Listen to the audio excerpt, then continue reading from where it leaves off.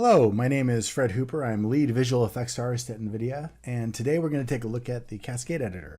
And if you want to follow along, this is recorded in 4.22 Unreal Engine with the starter content loaded. So before we can look at Cascade, we need to create a particle. So go into your content browser down here and then right click in anywhere where it's empty, click on Particle System. And then we need to name this. So let's name this VFX New Particle. And to open it, just double click on it. And this is Cascade. Now, this is the basic stuff that you get when you make a new particle system. So this has an emitter with your required module set to your default shader. You have your spawn, lifetime, initial size, initial velocity, and color over life. And that's pretty much what you need just to get something going like this. But to show off the editor a little better, I'm going to load up a complete particle. So let's minimize this and then go into your starter content, into particles, and let's double click on P_fire. Now this is an example of what a finished visual effects will look like in Cascade. Now the emitter, each one of these emitters holds a different render and behaviors for each element in the particle system. So these flame emitters contain visuals and behaviors of the fire, whereas the smoke holds the look of the lit smoke and its movement, embers, etc., so on. So each one of these holds a different thing. So if you single this out or solo this, you'll get this bit of fire, and then if you solo this one, you'll get that bit of fire and the smoke, etc. We're going to be looking at the emitter tab in the next video. For now, we're going to take a look at your basic interface. So the first one we're going to look at is this menu bar. Now, a majority of the things you're going to be needing to create your emitter, a lot of your essentials are right here in your toolbar. But what I want to do is I want to look at a couple of things in the menu bar that are not in the toolbar that can help you out with some of your effects building. So the first thing we're going to look at is if you go to your file drop down, you've got your save as, and all that. But you also have this open asset. So this is a nice little shortcut in case you want to load up something else in Cascade. So let's say you want another particle. So do P_, and we'll load up the smoke. You double click on it and it's right there. So it's easier than dropping out of Cascade, going into the content browser and then searching for it. So that's one little thing. And then the next thing we're going to look at is in your edit dropdown, you've got this undo history. Now what this will do is, this doesn't have any real history in it right now, so we're going to create a couple here. But what this does is it keeps track of what you've been doing. So if you make a bunch of changes and you're like, I don't really like that, you can go back. So let's say I want to change this acceleration here to 50 and 500. Now, if we go back into that undo history, you'll see that you have this edit X and edit Z. Now, if we don't like that, if this is a little bit too aggressive, we can go back up to the edit X section where it was where we edited the X, or you can just undo the whole thing. So now it's back to normal. So this is a nice little shortcut in case you kind of go down a rabbit hole and then all of a sudden you realize that you liked what you had before and you can back it up. Or you can hit undo a bunch of times. It's up to you. Next thing we're going to look at is in your asset, there's this reference viewer. This is also on a hotkey. You can click on this, and this will give you all of your references that the particle system is using. So this is attached to a blueprint. You got your particle fire, which is what this is, and then these are the materials that it's using. So in case like maybe during performance you want to take a look at how many shaders you have loaded or how many assets this is connected to, you can see how important this is, as well as see if you have some overlap. So this will be a part of performance, which will be in another video. And then we're going to go back into the asset browser. We can look at our size map, and this is going to show us what we have loaded in this particle system. And this will give you an idea of like how many textures you have loaded on your disk, as well as what's in memory. So again, this will be good for when you're trying to figure out, how expensive your emitter actually is.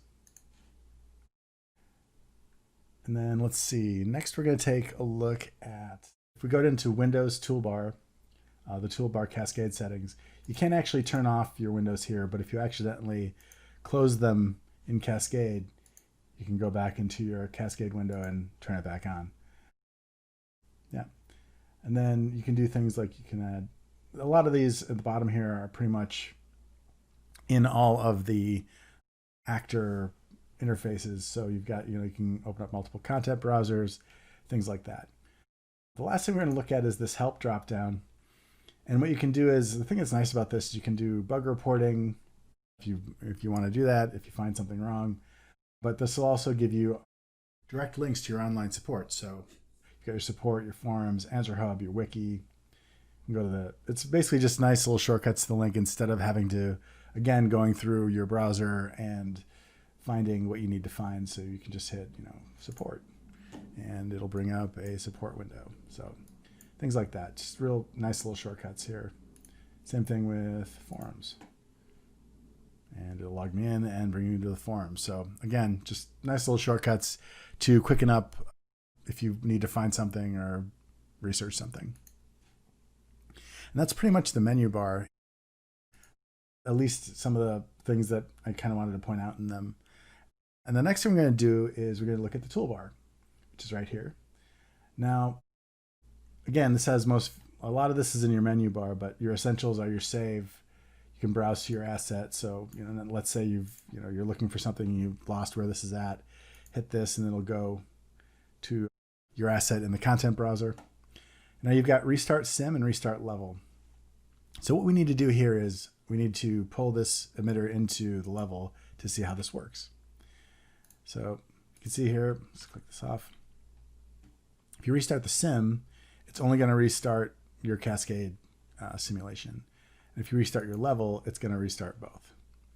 So restart level is also on your spacebar. So if you click on your spacebar, it'll restart your particle system inside of Cascade, as well as if it's in a level. Undo and redo are self-explanatory. Now thumbnail allows you to take a snap of what your emitter looks like, and it'll display here. So if we were to zoom in on this, click thumbnail, you can see that it updates the particle system's display here. All right, the next thing we're going to take a look at are bounds. Now, before we do that, we need to ask ourselves a question. What is a bound? Bounds are an invisible volume around a particle system that tell the game engine when to draw it based on whether or not the camera's looking at it. Okay, well, so what does that mean? So we're going to look at this in Cascade first. So if you turn on the bounds button, you'll see that we've got this blue box. This is your bound. And we also have this wireframe, yellow wireframe. Now, if you were to take the camera and to look away from it, you can see that the yellow wireframe snaps off the moment that the camera breaks the blue box. So what's happening is it's saying, okay, don't draw this anymore. Now, to show it in Engine's a little easier. It's easier to show it as if I break it. So let's do it like this. Click in this blank area here and then scroll down to bounds. Now, this has GPU sprites. So this has a fixed relative bounding box, meaning that it's locked in place. So we can use that to our advantage. So to break this, in the min, type in -1 in X, Y, and Z. And then in max, type 1 in X, Y, and Z. So in effect, we're making a very small bound. So if we go into the game engine, and if we look up, you can see that the moment that, because the bound is so small, the moment that the camera breaks the particle system bound, it clips off. So to fix it, in this case, all we need to do is go back and set fixed bounds, and it'll make it the maximum size for this particle system. Now, if you don't have GPU sprites, you can turn this off. And when you do that, it'll change size based on how the particles are emitting.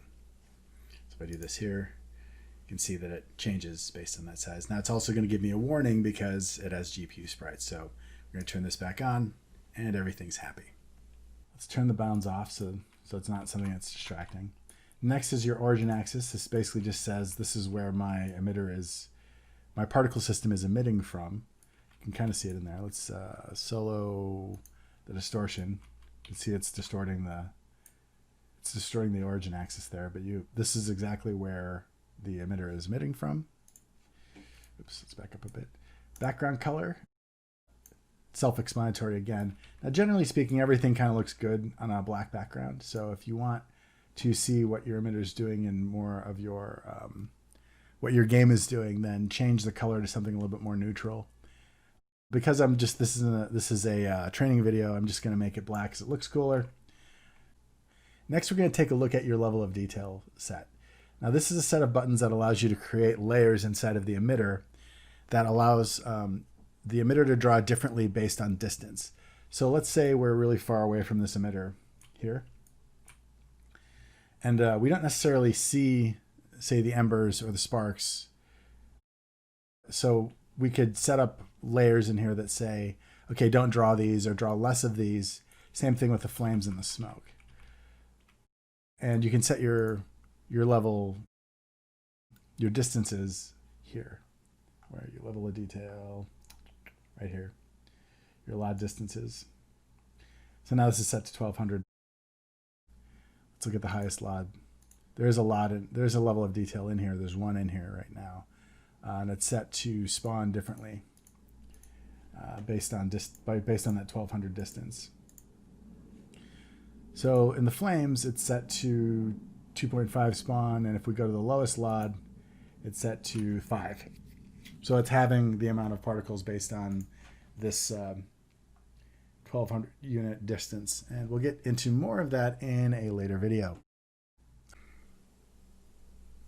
The next thing we're going to look at is the Viewports tab.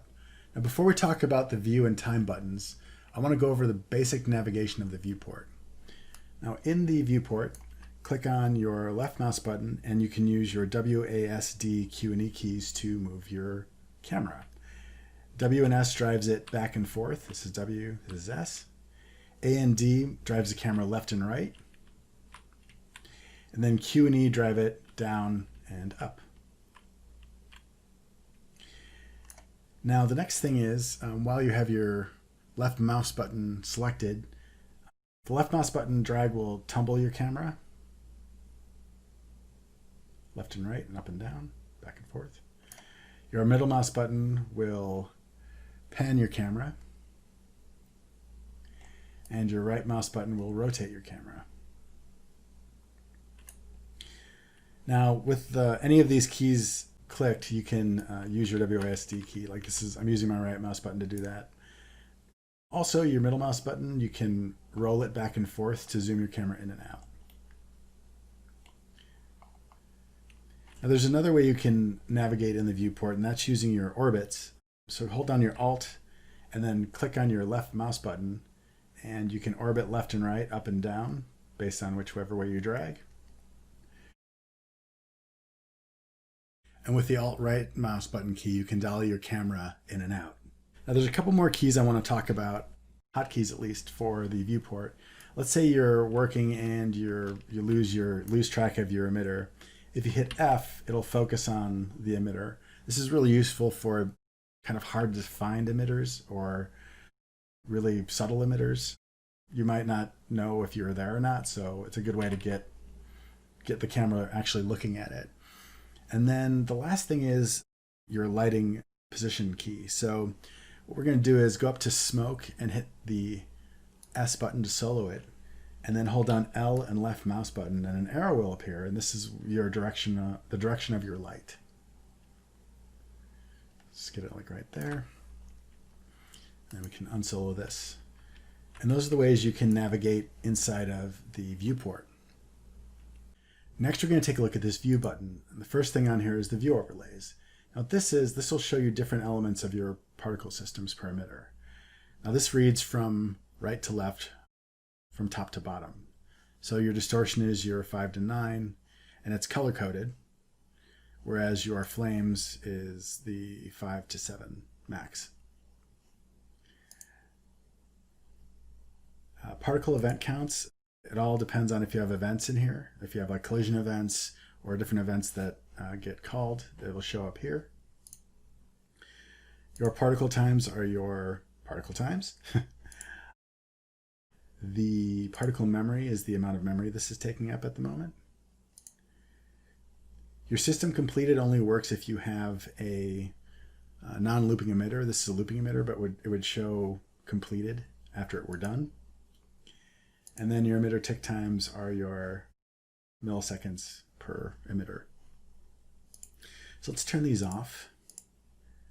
Now these are all useful for performance and kind of keeping an eye on like your counts and everything for as you're building. I generally have most of these turned on when I'm working. Next is your view modes. These are pretty self-explanatory. They're the same as what's in the engine and the editor. Wireframe will give you a wireframe display of your particle system. Unlit will give you an unlit version of your particle system. Now the smoke is using a lit shader, so it's not being lit at the moment. So it's just using a base display. She'll also turn off your post-process. Lit mode will have lit particles and post-processing in there at the same time. So you can see it's got like a glow on it. And your shader complexity is a little different. This is going to show a range of color depending on the overdraw of the particles. Now, the material on the particle will have instructions, and each time a particle is spawned, the material is drawn against the environment. Now this will add up as particles overlap each other. So this mode will display a loose cost in sort of a clean environment. This will also be useful for performance later. The idea is that you're supposed to get as close to this green good area as possible as you're building. Sometimes it's impossible. Sometimes you're going to, as you can see, this one drops into red here and there. So again, try to get it as close to this green as you can. But we'll go over more of this as we look at performance in a later video. So we'll go back into lit mode just to kind of give you a regular display. Now, detail modes, this links directly into your engine detail modes. So that'll be, if your engine detail is lower, then it'll display low, etc. Significance is a game-wide performance. So this is a little different. So if you go back over into this blank area and click on it, and if you go down into performance, you're going to see that you have max significance level and max pool size. Now, the significance stuff deals with performance directly. The game needs to be set up to use it, but this is a way you can set it. So you've got low to critical. Low means that this is going to be called if there's like a spike in performance. Medium means it's going to be is sort of a middle ground between this and high. High means it's called last, and then critical is like it's never called. I was using this for like low for like a certain environmental effects that were kind of hard to see, and critical were gameplay specific effects. And this is a way to kind of view those different ranges. And now, before we were talking about the orbit mode, as far as like your alt left and right mouse keys, this is a way to toggle it on and off. I haven't really gotten this to work. I just turned it on and it's still using the old tumble methods. So I would say just use your alt keys for now if you want to use the orbit mode to navigate. Vector fields will toggle vector fields on and off. This is used to drive GPU sprites. There aren't any in this one, but there are ways to rotate the field. So it's a way to see like what the field is actually doing. So this will toggle that on and off. Your grid will turn on and off your world grid, as you can see. Wireframe sphere is really interesting. This is a size reference. So let's say, for example, let's say you're building an explosion, and you know that it's got a 200 damage radius. This will give you a visual display of that damage radius, or any sort of visual display in world units. So for me, I've used this to kind of, mainly for explosions or things that have a very specific game side size need. So it's just a way to kind of display something in world units inside of Cascade. Post-process toggles post-process on and off. So that's, post-process off, post-process on. Next is motion. Now what this will do is any emitter that is not in local space will move. Now this is useful for things like trails and any sort of emitter that moves through space if you want to see what it's doing. Now this is mainly used for, like I said, trails, ribbons, things like that. And the smoke, again, the smoke is set to local space, so it's not going to move. Now if I turn it off, it will be a part of this movement. I'll put it back into local space. I'll need to restart it because sometimes with this movement it kind of breaks things. You can also change the radius of it. So let's say you want it to not be 500. Let's say you want it to be 200. It'll make it 200, which is a much tighter spin. So I'm going to turn this off. And you can see this is kind of busted. So just restart it and it'll go back to your origin axis right there. And then the last toggle on here is for geometry. Now geometry is useful for, let's say you have lighting in here and you want to see how lighting is working on it, or let's say you have particles that collide inside of a world. This default geometry is has some geometric shapes as well as naturalist shapes. So you can see how your particles will collide or light against these things. Now, let's say you don't like this, and this is like, oh man, I have a piece of geometry I want to use. Oh man, I wish I could use it in here. Well, you can. If you go to geometry properties, really, you can load in any static mesh and materials that you want. This also has all the transform stuff that any sort of static mesh has. You can set up physics, collisions, lighting, all that stuff. So it's just a way to kind of get something inside here that you can use while you're building. So that's pretty much the view button. Next thing we're going to talk about is time. Now, what this is a way just to kind of set your playback. But before we go into that, let's turn off the geometry so we can see our particle system again. Now this, generally speaking, these are always going to be on. There are times when you don't necessarily want them all on, but generally speaking, these are going to be on. Now if you hit play pause, this will pause your particle system replay.